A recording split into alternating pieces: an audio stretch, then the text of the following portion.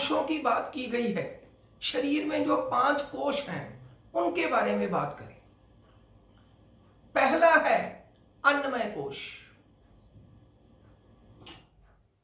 अन्नमय कोश का भाव हम जो भोजन करते हैं उसके द्वारा जिस शरीर का निर्माण होता है उसे अन्नमय कोश कहते हैं।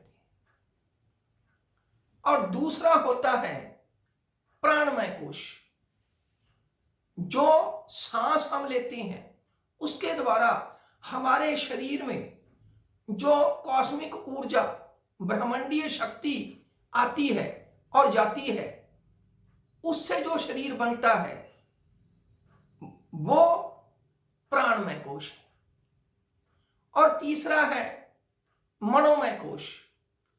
ये हमारे मन के साथ संबंधित है, अर्थात 5 इंद्रियां जो कुछ भी ग्रहण करती हैं उनके द्वारा हमारे जो विचार बनते हैं, क्योंकि हर एक सेल का अपना एक विधान है, ये उससे निर्माण होता है मनोमय कोश का।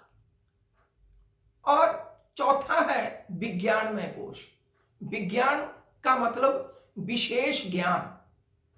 ये जो कर्म इंद्रियां हैं इनसे नहीं बल्कि इनके अतिरिक्त जो हमें प्राप्त होता है जब हम ध्यान की ऐसी अवस्था में होते हैं कि हमें कुछ विशेष अनुभव होते हैं, वो जो ज्ञान होता है उसे विज्ञान में कोश के रूप में हम जानते हैं।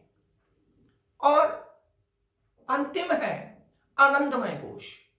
आनंदमय कोश एक ऐसी स्थिति है जिसको जब हम छूते हैं ध्यान की एक विशेष अवस्था में तो हमें आनंद की अनुभूति होती है जो आत्मा के सबसे नजदीक होता है।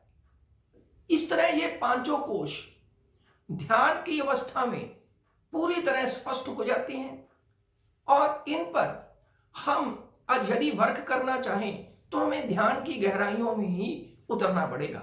धन्यवाद।